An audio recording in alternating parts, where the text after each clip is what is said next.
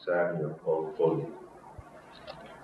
Bapak Ibu sekalian, peserta kuliah tasawuf yang saya hormati,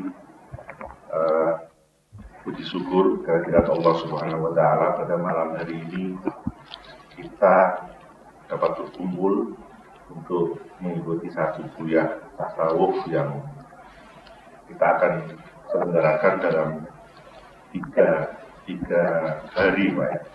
3 hari dimulai setiap hari pada pukul 7 malam sampai jam 9. Jadi dalam pelaksanaan 3 hari yang akan datang itu kita akan punya waktu masing-masing 2 jam. Nah, dalam 2 jam ini kita tidak adakan waktu break, jadi kelihatannya kita akan teruskan sampai pukul 9, dan nanti sekiranya ada pertanyaan di tengah-tengah kami persilakan untuk memotong pembicaraan. Jadi ini bentuknya informal dan kita lebih menyarankan untuk bersifat dialogis ya. Acara ini seperti Bapak Ibu sekalian sudah mendapat informasi, judul umumnya adalah menempuh hidup di jalan tasawuf. Satu materi yang cukup luas sebenarnya, dan untuk kali ini, untuk malam hari ini kita akan menyampaikan, Pak Mo akan menyampaikan satu judul atau submateri yang kira-kira bermakna pengantar tasawuf, jadi sebagai pengantar saja untuk kita kembangkan pada besok dan hari ketiga. Mengenai kurikulum VT Pak Muhammad Zuhri, saya kira sebagian besar nih katanya sudah menjadi peserta rutin ya kuliah Pak Mo, jadi saya tidak perlu perkenalkan panjang lebar.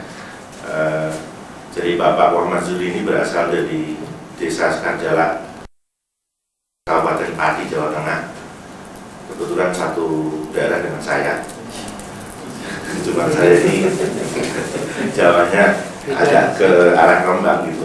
Ketemu Pak Mo juga di Bandung, bukan di mana-mana, bersama teman-teman dari ICB dari Unpad.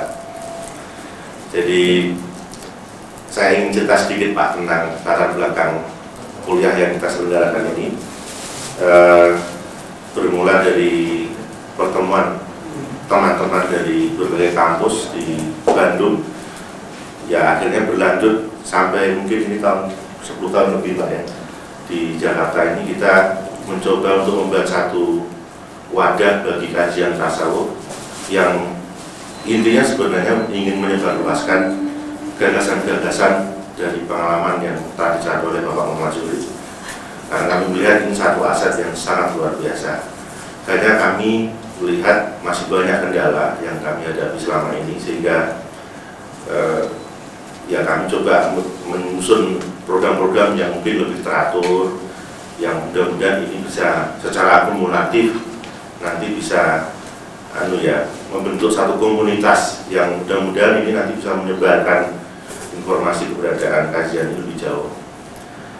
Nah, jadi kita berharap mudah-mudahan pertemuan yang kita adakan nanti benar-benar memberikan manfaat bagi para peserta dan secara perlahan bisa ditularkan pada lingkungan di tempat masing-masing.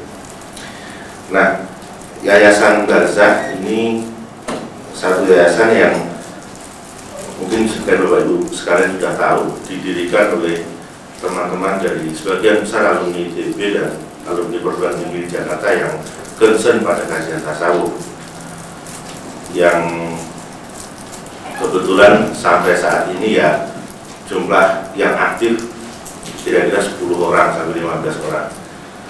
Dan kalau ada informasi apapun yang Bapak Ibu ingin ketahui mengenai Bapak Muhammad Zuhri, Bapak Ibu sekarang bisa menelpon kami untuk menanyakan jadwal keberadaan Pak Mo di Jakarta, menanyakan mengenai apa saja lah pemikiran-pemikiran yang barangkali Bapak Ibu ingin ketahui.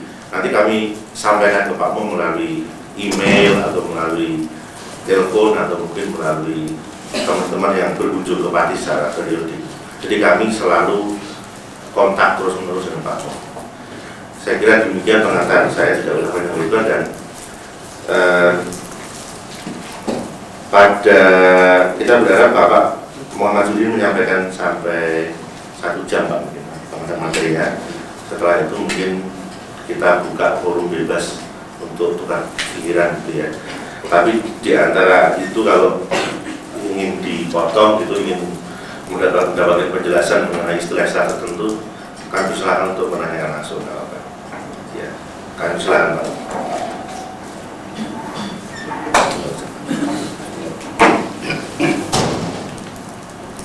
Assalamualaikum warahmatullahi wabarakatuh. Alhamdulillah wahdah, wassalatu wassalamu ala man la nabiyya ba'dah. Asyhadu an la ilaha illallah wahdahu la syarika lahu wa asyhadu anna Muhammadan abduhu wa rasuluh. Amma ba'du.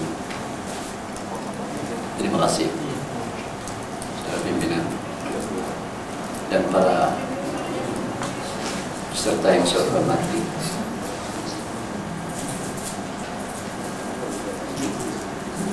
Dalam forum malam ini tidak sebagaimana yang sudah kita laksanakan, di mana kami menyampaikan konsep-konsep baru tentang wawasan Islam sesuai dengan kebutuhan umat pada zaman modern ini.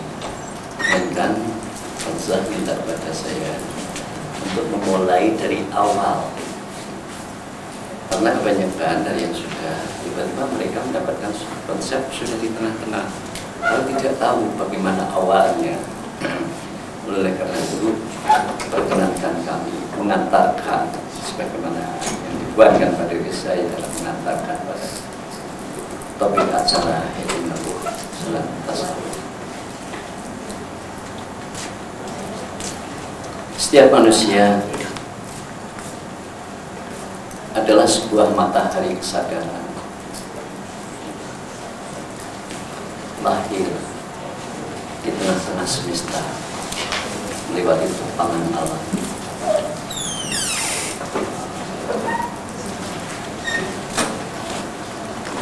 Sebagai suatu kesadaran, sebagai suatu terang, dia diberi alat oleh Allah yang namanya fisik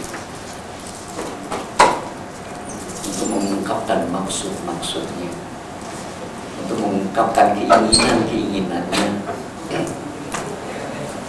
untuk mencari kebutuhannya dalam ruang lingkup yang namanya semesta alam. Cahaya terang itulah aku kita atau diri kita, yang sering tidak kita sadari keberadaannya di dalam diri kita.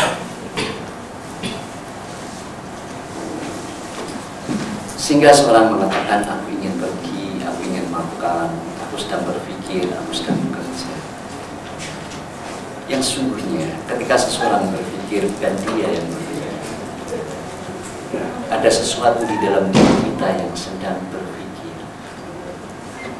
Ketika ia tidak pergi, bukan dirinya yang sedang pergi di dalam alam fisik, tapi ada sesuatu di dalam dirinya yang sedang akan pergi.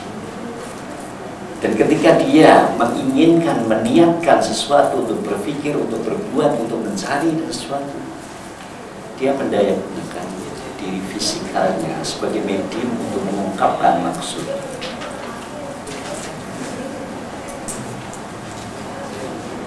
Karena apa yang namanya cahaya itu memancar keluar dari inti cahaya, maka dia tidak mengetahui cahaya itu sendiri. Kesadaran itu keluar melewati jendela-jendela, maka yang tampak adalah sesuatu yang di luar diri.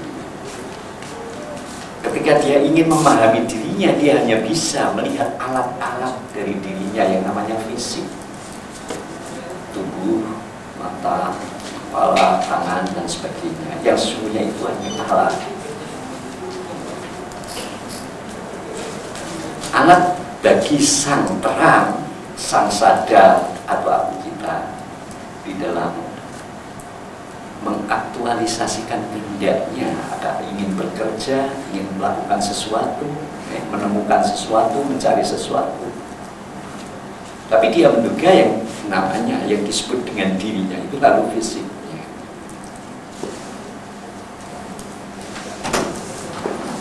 Maka ada dua hal. Oleh peristiwa hadirnya sang cahaya, sang terang, sang kesadaran, sang aku, sang roh, ada dua hal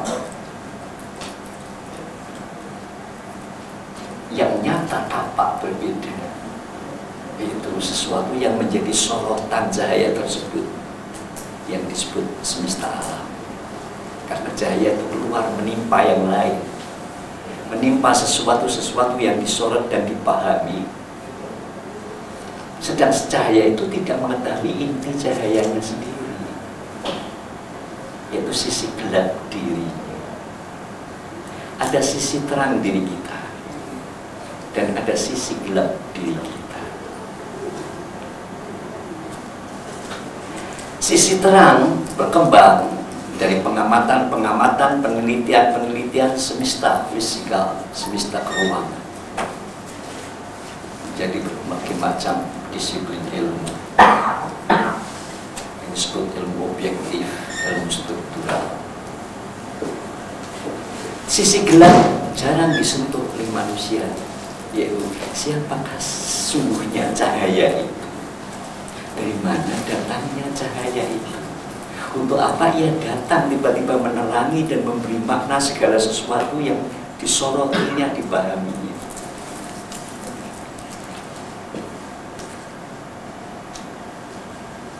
Untuk mengenal sisi gelap itu, untuk mengenal lebih jelas apa sisi gelap itu, untuk menerangi sisi gelap itu, karena ada ilmu. Ada suatu upaya yang sesungguhnya bukan ilmu, itu upaya untuk mencerahkan sisi gelap diri manusia. Sisi gelap diri manusia tidak bisa dilihat di dalam semesta struktural, tidak bisa dicari. Hakikat manusia tidak bisa dicari di alam semesta, yang itu adalah objeknya. Seorang filosof yang nampil sebagai seorang bodoh, menamakan dirinya Sang Kode, namanya Nasruddin Afandi, melukiskan hal tersebut dengan indahnya dalam kisah sufi atau kisah jenaka. Nasruddin malam-malam pergi ke bawah listrik kota. Kemudian di bawah listrik kota itu dia mencari-cari sesuatu dan tidak ditemukannya di situ. Kemudian ditegur oleh orang dewasa, "Wahai Mullah Nasruddin, sedang mencari apa kamu?" "Mencari kunci rumah saya yang hilang." "Di mana hilangnya?" "Di rumah saya." "Mengapa kau cari di sini? Rumah saya gelap, di sini terang."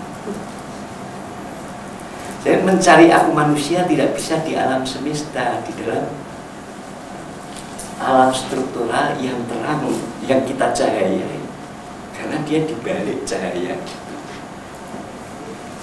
Jadi sisi terang, sisi yang tidak terketahui, sisi yang tidak menjadi objek, tapi dia ada sisi subjek.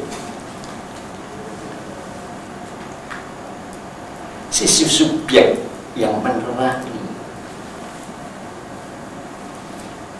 Untuk apa dia datang menerangi? Kemudian memungut dan membutuhkan dari beberapa yang ia terangi, yang dibutuhkan di dalam proses hidupnya, sarana. Dan nilai-nilai yang ditawarkan oleh struktur alam semesta ini dan struktur kehidupan. Maka terjadi suatu proses yang tanpa diketahui, proses kehidupan yang terus menyinari, terus menyoroti, terus memahami, dan bila menemukan sesuatu yang dikira indah, dipungutnya dan dipakainya.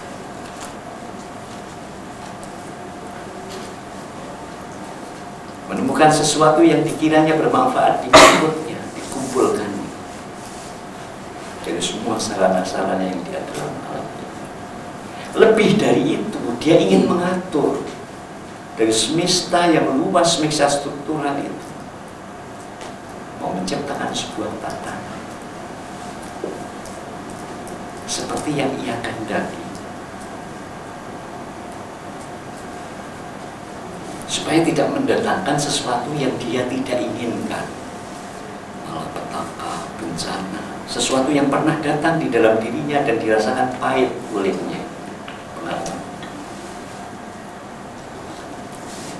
Dapatkah upaya menyelenggarakan semesta alam, membuat sebuah tata nilai di mana sang terang bisa aman di dalamnya?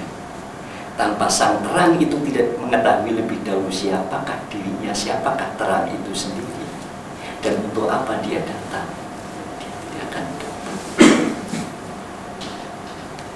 Dia tidak akan dapat menyusun semua nilai-nilai yang didapatkan dalam sebuah tatanan yang betapapun teraturnya menurut akal agar menyelamatkan sang terang itu sendiri. Karena dia tidak tahu untuk apa sang terang itu datang, untuk apa aku ini datang. Itulah sisi gelap diri manusia. Dari mana kita datang? Maka diberi pada saat itu ada sesuatu yang tidak pernah dilomong, tidak pernah disadari, tidak pernah diobservasi, karena tidak ada alat untuk bisa mengobservasinya.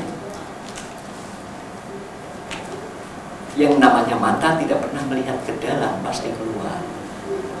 Yang namanya telinga tidak pernah mendengarkan suara dari dalam, selalu suara dari luar. Semuanya yang dipasang oleh alam atau oleh Allah sebagai alat untuk mengenal semesta ini, untuk menangkap situasi luar, bukan untuk menangkap situasi sang subjek, keadaan sang subjek. Untuk itu tidak ada alat untuk mengenal aku. Di dalam mengenal aku atau sisi gelap diri manusia, dari mana biasanya datang, kemudian dia datang untuk apa, tidak ada alat. Tapi jelas sang aku itu ada. Meskipun dia tidak bisa menuding sesuatu yang keberadaannya tidak bisa dituding di mana dia bersemayam, bukan di otak, bukan di dalam jantung, bukan di dalam darah. Yang semuanya itu hanya alat untuk mengungkapkan maksud sang aku. Ada sesuatu yang tidak bisa dituding, karena sesungguhnya dia di luar ruang waktu. Itulah diri kita yang aktual melewati fisik kita, melewati sebuah struktur yang sempurna, yaitu fisik manusia, di mana dia relevan untuk mengungkapkan kehendak atau hajat, niat, keinginan dari sang.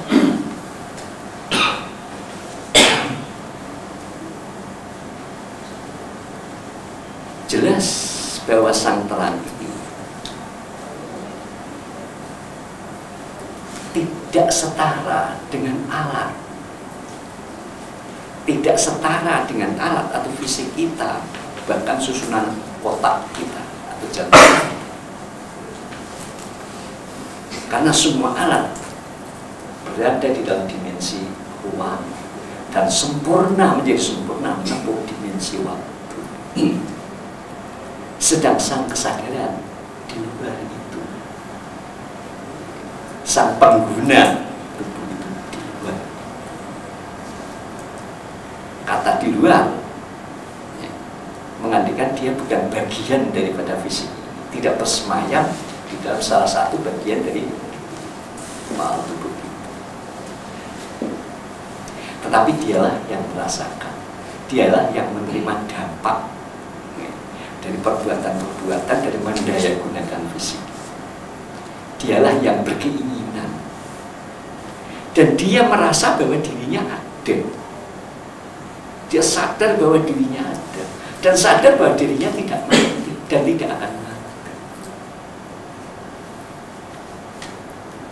Meskipun secara visual di dalam pengalaman hidup kita melihat ada orang menjadi tua mati, ada kambing lahir besar mati, kucing lahir besar mati, semuanya akan mati. Tapi ada kesadaran di dalam diri tidak akan mati. Lalu timbul keinginan, saya tidak mau mati karena sesungguhnya dia tidak akan mati. Sisi terang itu tidak mati. Hanya memiliki waktu tertentu di dalam kekuasaannya mendaya gunakan fisik. Fisiknya lah yang akan rusak. Tapi sang aku, sang terang itu tidak akan lama. Tapi bisa mendaya gunakan mengungkapkan diri manakala alat medium untuk mengungkapkan diri itu tidak rusak. Kalau mediumnya rusak, dia tidak bisa mengungkapkan diri, tapi dia tidak mati.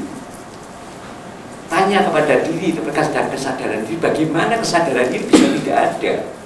Tidak bisa menjawab. Kesadaran ini akan tetap ada.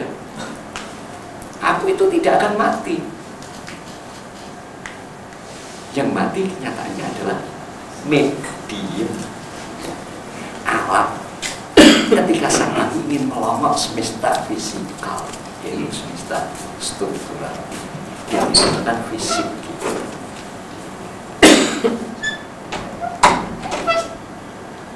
Mengenal sang aku, mengenal sang cahaya ini tidak melewati observasi, tidak melewati analisa,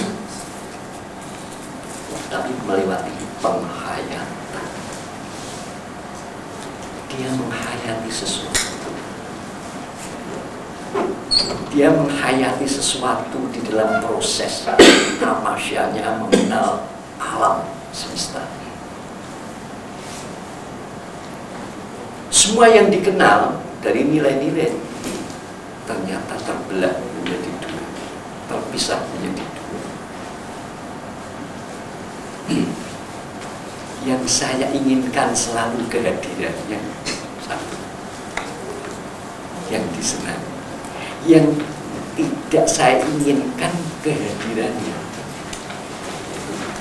yang dibenci, yang tidak disukai, yang bila dia datang kita menjadi sakit, kita menjadi tidak nikmat untuk berada.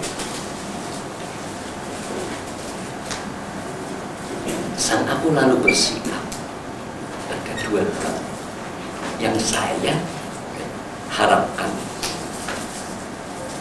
hanya yang satu saja, yang kehadirannya enak, nikmat, menenteramkan. Ada sesuatu yang lain yang saya tidak senang kehadiran, yang membuatkan saya terkendala, saya sakit, saya menjadi tidak bisa berusaha dan sebagainya. Ringkasnya adalah suka dan duka.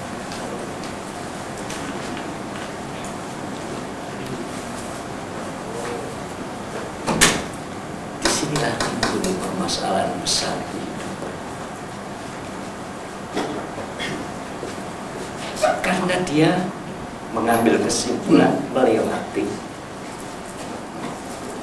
menilai sesuatu melewati yang diduga menyenangkan dan yang diduga membuat berlipat menyusahkan.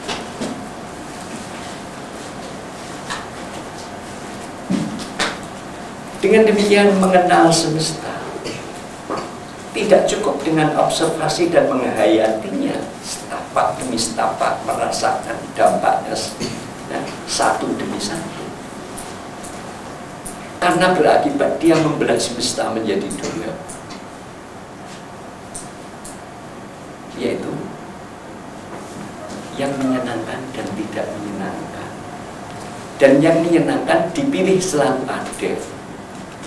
Bila tidak ada diperjuangkan, bila diperjuangkan tidak ada direbut dari orang lain.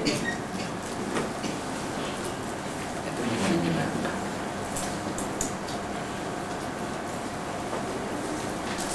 Kemudian dia berusaha untuk menjauhi hal-hal yang tidak menyenangkan dengan segala daya dan upaya. Dan kedua-duanya tidak berhasil. Yang menyenangkan akan datang pada saatnya, dan yang menyusahkan juga akan datang pada saatnya.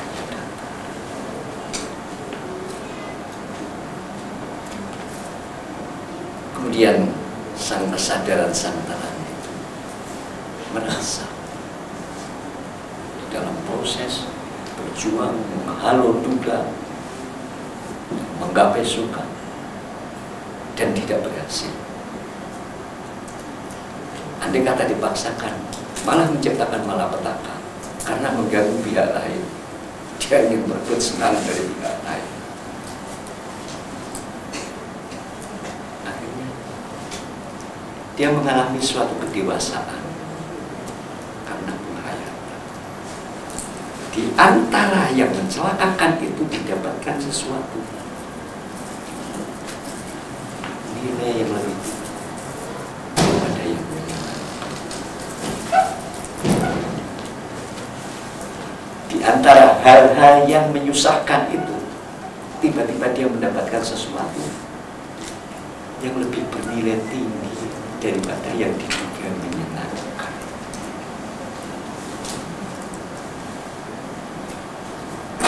Berulangnya peristiwa yang demikian, dan sebaliknya, di antara yang menyenangkan itu tiba-tiba mengakibatkan bencana, melahirkan sesuatu yang menyusahkan.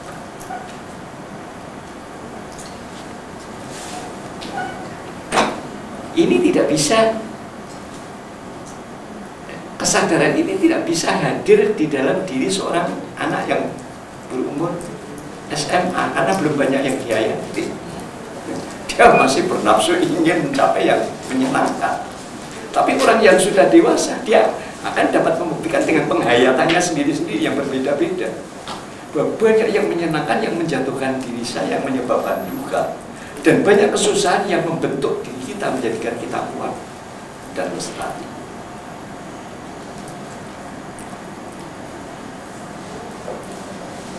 Suka dan duka adalah pasangan yang selalu hadir berganti-ganti di dalam mendewasakan diri kita agar kita mendapatkan sesuatu yang lebih tinggi dari keduanya.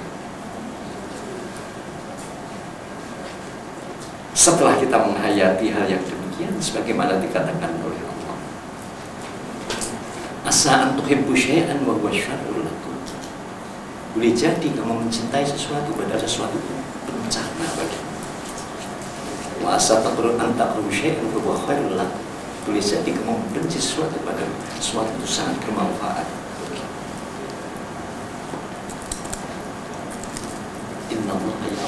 Inna Allah, sesungguhnya Allah lebih tahu antum la ta'lam, dan kamu tidak mengetahui dampak dari suka duka itu karena dia diberikan oleh sesuatu yang di luar diri kita, yang dia pasti hadir kedua-duanya, seperti hadirnya dua pasang situasi natural, alam dan siang,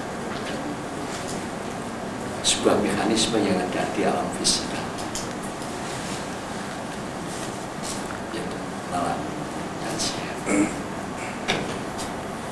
yang kita tidak bisa menggusirnya karena kita berada dalam suatu struktur fisik. Kita berada dalam suatu struktur yang namanya bumi, yang bumi itu beredar mengitari matahari, yang 12 jam dia harus ditinggalkan dan 12 jam kita gelap dan terang silih berganti untuk kepentingan diri kita. Bukan malam itu untuk menghancurkan kita dan siang untuk menghidupkan, tapi keduanya untuk kepentingan diri kita. Begitu pula suka dan duka. Ada kisah Tiongkok, kisah punah Cina yang perlu kebijakan. Ada seorang bapak, seorang tua, seorang syekh, seorang bapak memiliki seekor kuda putih yang selalu menang pacu di dalam pacuan setiap tahun di negara. Semua orang datang memuji alangkah bahagianya bapak tua memiliki seekor kuda putih yang selalu menang di dalam lomba. Kalau kuda itu memang kuda yang terlatih, pacu yang terlatih, dan pengemudinya adalah anaknya yang juga ahli mengendali kuda. Jawab bapak tua itu, bahagia atau tidak siapa tahu. Suatu ketika kuda itu lepas dari tangan masuk ke hutan. Semuanya datang. Alangkah malangnya bebatuan. Kuda yang seindah dan tinggi prestasinya itu, yang berprestasi itu hilang dan tidak terkejar. Jawab bebatuan, malang dan tidak, siapa tahu. Berapa bulan kemudian kuda itu pulang dengan membawa kuda betina dari hutan. Pulang ke kandang kebawa kawan dari hutan. Semua orang senang, malah bahagianya. Dia menjawab, kudanya dulu 1, sekarang 2. Dia menjawab, bahagia atau tidak, siapa tahu. Lalu anaknya, sang joki, melatih kuda binal dari hutan tadi untuk dijadikan kuda pacu. Di dalam melatih itu dia jatuh, kakinya patah pincang. Alangkah malangnya bebatuan, si joki anaknya itu patah tulangnya gara-gara melatih kuda. Malang dan tidak, siapa tahu. Satu ketika ada perang, di mana setiap lelaki harus pergi, harus milisi, jadi militer dibilangkan. Anaknya tidak kepilih karena dia pincang. Karena bagiannya bebatuan, karena kakinya pincang tidak disuruh milisi. Demikian suka dan duka datang berganti-ganti seperti malam dan siang, tetapi bukan sia-sia untuk berulang-ulang datang dan pergi dalam diri manusia. Sedang dia datang dan pergi kepada sebuah benda yang tidak hidup, dia merekam umur, merekam kekuatan, menyimpan energi di dalam benda-benda mati, bebatuan dan sebagainya. Dengan datang dan perginya cuaca panas dan dingin, gelap dan siang. Ini tidak hanya fisik, ini manusia. Tidak akan memberi kekuatan fisik saja, tapi dua-duanya itu adalah cara semesta alam memperlakukan diri kita, cara Allah melayani diri kita melewati suka dan duka. Maka alangkah bodohnya orang yang tidak pernah menderita, dan alangkah bodohnya orang yang tidak pernah bahagia. Dua-duanya harus diayatkan. Kesiapan menghadapi sesuatu yang bercorak dua di hari nanti, dan dia tidak memiliki keduanya. Tidak dipilihnya yang menyenangkan untuk menggusur yang menyusahkan, dan juga tidak memilih yang menyusahkan untuk menggusur yang menyenangkan. Tapi dua-duanya diterima dengan ikhlas, tapi bijak. Suka dan duka datang sekehendaknya sendiri sesungguhnya menurut kehendak Tuhan. Lewat alam, lalu kita tidak bisa memahami waktunya seolah-olah sekehendaknya sendiri. Tapi kalau sekehendaknya sendiri tidak menjadi. Di dalamnya ada ilmu. Kalau sekehendaknya sendiri dia datang suka dan duka di dalam pergantian ini. Tidak ada hikmah, tidak ada bicara. Jadi pergantiannya adalah diatur. Suka datang karena dikehendaki, karena pada saat itu kamu lebih baik suka daripada duka. Duka datang karena pada saat itu kita lebih baik duka daripada suka. Seorang yang mau bepergian jauh, yang namanya hikmah, nilai yang diketahui setelah kejadian itu selesai. Di tiket bis tidak dapat karena stop, padahal dia seorang militer yang harus apel di ibu kota, waktu besar. Wah, setengah mati. Apa kata komandan nanti kalau saya tidak tepat waktu? Marah-marah.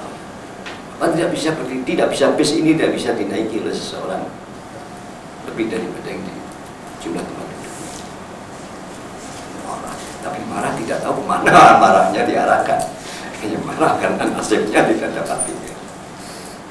Setengah jam kemudian dia ada telepon ke stasiun, bis yang lewat jam sekian yang berangkat setengah jam yang lalu semuanya masuk jumlah dan semuanya mati. Sekarang dia baca alhamdulillah. Tadi marah-marah, sekarang baca alhamdulillah. Saya tidak ikut di dalamnya. Ini bencana yang mendekati diri kita, belum kita ketahui manfaatnya. Tapi karena itu diatur oleh Tuhan, pasti ada maksudnya. Yang nanti kita akan tahu manfaatnya. Yang kita akan tahu bahwa ada sang manajer yang mengantarkan, yang menurunkan derita, bahwa derita yang kita alami itu ada manfaatnya, ada hikmahnya. Bukan pada waktu itu, tapi untuk hari mendatang. Seorang yang masih bernafsu duniawi, masih banyak nafsu syahwatnya, diberi rezeki pas-pasan. Pada waktu itu Gairah mencari rezeki, tapi ketika dia sudah bisa mengatur syahwatnya, syahwat itu kemauan makan, minum, memiliki itu syahwat, Allah baru menurunkan rezeki. Jadi ketika sang remaja mencari dan tidak berhasil, itu adalah memang ditata oleh Tuhan. Seandainya aku berikan sekarang apa yang aku berikan besok, ini saya akan untuk menghancurkan diri. Maka aku berikan kepadamu tatkala kamu sudah bisa mendayagunakan pemberianku untuk hal-hal yang lebih baik, lebih bermanfaat bagi diri. Maka apa yang bisa dikatakan oleh seseorang penghayat, oleh sebuah kesadaran terhadap apa yang diterima adalah Masya Allah, la quwwata illa billah. Ketika dia mendapatkan ucapan Masya Allah, la quwwata illa billah. Masya Allah, apa yang dikehendaki Allah, semua yang terjadi kehendaki Allah. La quwwata illa billah, tidak ada daya dan kekuatan, tidak ada kekuatan kecuali bersama Allah. Karena ini bersama Allah, tidak mungkin bencana yang datang tanpa bersama Allah, tanpa disengaja, tanpa diturunkan oleh Allah. Dan Allah tidak berbuat zalim terhadap hambanya, karena kita hamba yang terbaik, kita ciptaannya yang terbaik, tidak mungkin disia-siakan oleh Allah. Pastilah di dalam rangka memperbaiki diri kita. Bahkan seorang pelukis pun tidak akan membakar dengan sia-sia, dengan tanpa alasan sebuah masterpiece-nya yang menubuh, yang membuat dirinya termasyhur sebagai seorang pelukis. Dia akan melihara, itu baru manusia.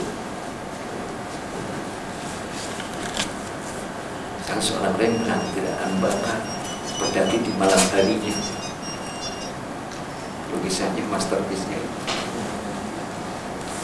Kata Afandi atau Raden Saleh tidak akan membakar pembunuhan Kijang atau falsafah hutan terbakar. Karya terbaik, karya terbaiknya adalah kita. Maka apa yang datang kepada kita tidak di dalam rangka menghancurkan diri kita, tapi di dalam menyempurnakan diri kita. Ini tidak mungkin bisa kita pahami ketika kita mendapatkan bencana yang pertama kali. Berpuluh-puluh kali kita mendapatkan bencana, mendapatkan suka, mendapatkan keberuntungan, baru kita bisa menyimpulkan. Karena hikmah, apa yang tersembunyi di balik bencana tidak bisa diungkapkan oleh manusia biasa sebelum kejadian itu selesai, sebelum kejadian berlalu. Setelah berlalu dia bertemu, ini manfaat.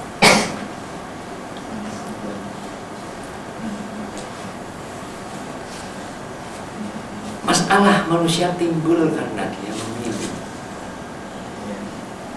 memilih yang disenangi. Dan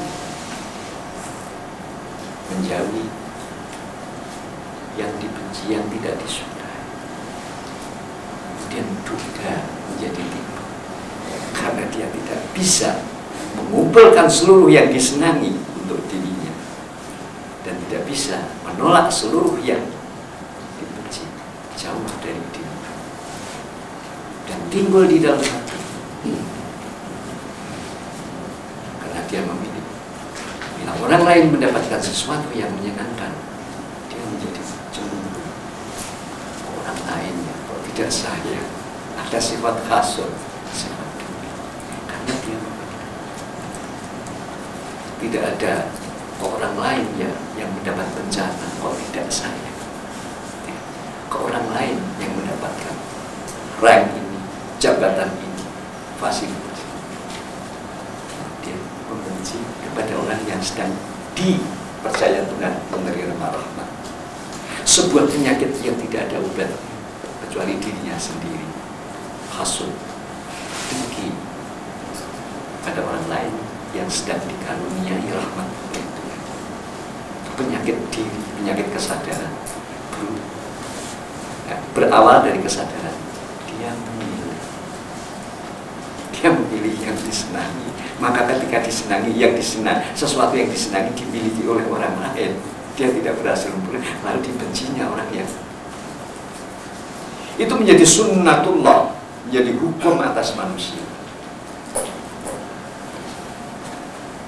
hukum atas nafsu. Bagaimana nafsu kita itu supaya terlibat, tidak terhindar dari penyakit tersebut?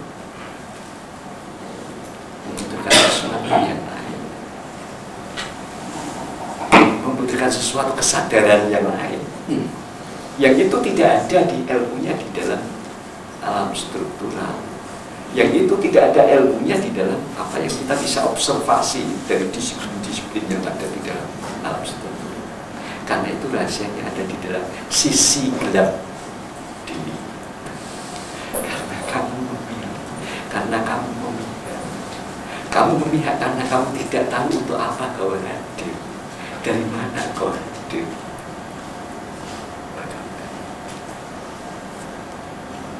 Jadi bertasawuf adalah mengungkapkan sisi gelap diri agar di dalam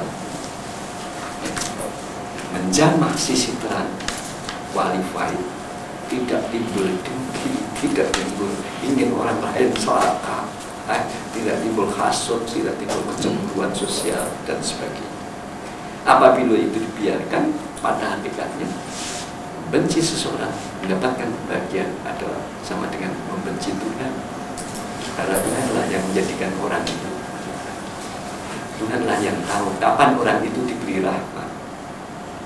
Jadi membenci orang lain mendapatkan keuntungan sama dengan membenci kebijakan Tuhan mengamanatkan fasilitas. Ini penyakit paling besar di dalam diri manusia. Maka tasawuf perlu, meskipun di dalam zaman globalisasi, di zaman manusia mau menata semestanya secara global, bahkan diperlukan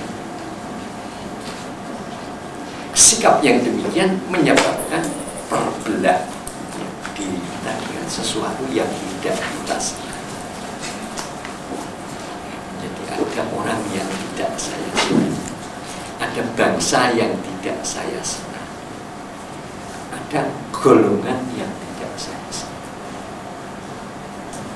Sesuatu yang tidak disenangi oleh kesadaran itu menyebabkan kesadaran itu menderita karena keberadaan. Karena ada yang tidak saya senangi, maka yang tidak saya senangi itu membuat saya menderita.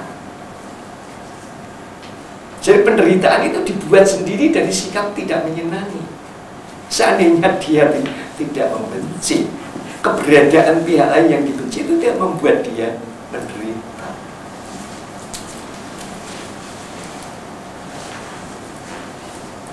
Disinilah ruang lingkup tasawuf ingin menyelesaikan persoalan hidup, tidak hanya sekedar hidupnya sendiri, tapi hidup bersama. Maka dia harus mengetahui siapakah terang yang datang, dari mana ia datang, akhir datang. Dan di antara terang yang ada di dalam diri, yang mengendarai diri, ada terang-terang yang lain yang ada di dalam diri setiap hamba Allah, setiap makhluk. Dan mereka setara dengan kita, dan mereka satu misi dengan kita.